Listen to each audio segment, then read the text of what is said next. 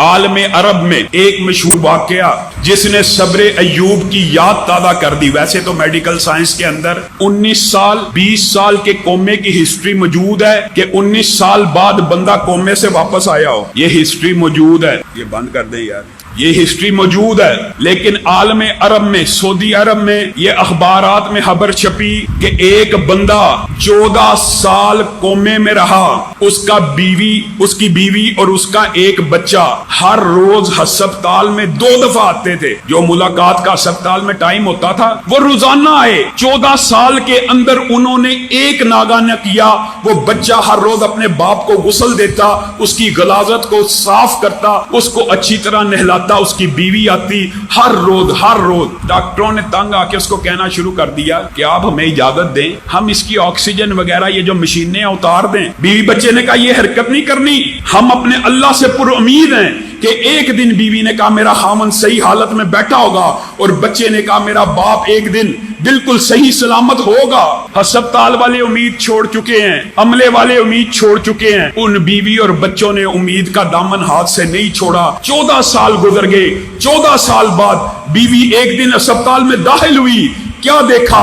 خامند بستر کے اوپر بیٹھا ہوا اس کا انتظار کر رہا ہے. اس کی آنکھوں میں پانی آ گیا. عملے نے, ڈاکٹروں نے آ کے خوشخبری دی. کہا میڈیکل سائنس کے اندر, عرب کے اندر, دنیا کے اندر تو 19 سال کے 20 سال کے واقعے موجود ہیں, لیکن عالم عرب میں پہلا واقعہ ہے کہ 14 سال کے کومے کے بعد کوئی بندہ ہوش میں آیا ہو. اور وجہ آپ ہیں, آپ کی استقامت ہے, آپ کی دیکھ بھال ہے, آپ کی نگرانی ہے. اللہ کی قسم, ورنہ تو ہم تانگ آ کے 1-2 سال بعد بندے سے آلات کو ہٹا دیتے ہیں اور گھر والوں کو منا لیتے ہیں کہ بس اس کو اللہ کی سپرد کر کے اللہ کے پاس جانے دو.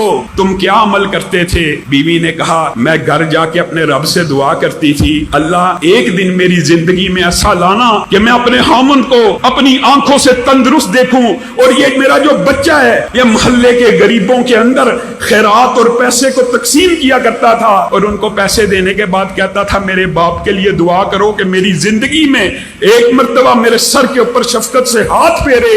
آج ان دعاؤں کا نتیجہ ہے, اور ان غریب آدمیوں کی اور لوگوں کی اور اس خیرات کا نتیجہ ہے کہ تم دیکھ رہے ہو میرا خامند زندہ سلامت بالکل صحیح حالت میں موجود ہے. حضرت حسن بن سفیان رحمہ اللہ, اتنا مشہور واقعہ ہے. اعلام النبلاء کے اندر امام ذہبی نے بھی باسند لکھا, اور البدایہ والنہایہ کے اندر ابن کثیر نے بھی باسند لکھا ہے. حسن بن سفیان 9 ساتھیوں کے ہمراہ مصر کے اندر حدیث کا سبق حاصل کرنے کے لیے گئے. اب جو زیادہ راہ ساتھ لیا ہوتا ہے اس دور کے طالب علموں کا آپ کو پتا, جو مال لیا تھا ختم ہو گیا. طالب علموں نے کہا حسن بن سفیان اللہ پہ توکل کر کے ہمیں ساتھ لے آئے ہیں, اب 1 دینار بھی پاس موجود نہیں کھانا کھانے کو. اٹھ اور لوگوں سے امداد کی اپیل کر, محلے میں نکل, پیسے مانگ. حضرت حسن بن سفیان کے دل کو چوٹ لگی کہ میرے ساتھی جو حدیث کے طالب علم ہیں ان کا توکل اللہ سے اٹھ رہا ہے. کہا ٹھہرو, مجھے 2 رکعت نماز کو ادا کرنے دو. 2 رکعت نماز ادا کی. اللہ رب العزت کی بارگاہ میں گڑ گڑائے, روئے. دروازے پہ, مسجد کے دروازے کے اوپر دستک ہوئی.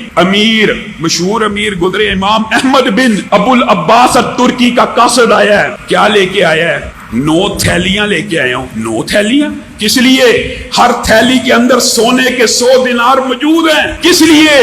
حسن بن سفیان کے لبوں پہ مسکراہٹ آنا شروع ہو گئی. کہا اللہ نے میرے توکل اور اعتماد کو ضائع نہیں کیا. اللہ کی قسم میں لوگوں کے سامنے در کے آگے, ہر ایک کے آگے ہاتھ نہیں پھیلا سکتا تھا. میرے دل میں خیال آیا کیوں نہ اس کے آگے ہاتھوں کو پھیلاؤں. کہاں ہر بندے کے سامنے ہاتھ کو پھیلاؤں گا, آج اس حکم الحاکمین کے سامنے ہاتھوں کو پھیلاتا ہوں. دیکھو کتنی عظیم مدد آئی. اور پوچھا ابو العباس ترکی کو ہمارا خیال کیسے آیا؟ کہا آج ہی دوپہر کلولے میں سو رہے تھے کہ حسن بن سفیان اور اس کے 9 ساتھی مسجد کے اندر بیٹھے تیری مدد کا انتظار کر رہے ہیں, اور تو ان کی خدمت سے غافل ہے.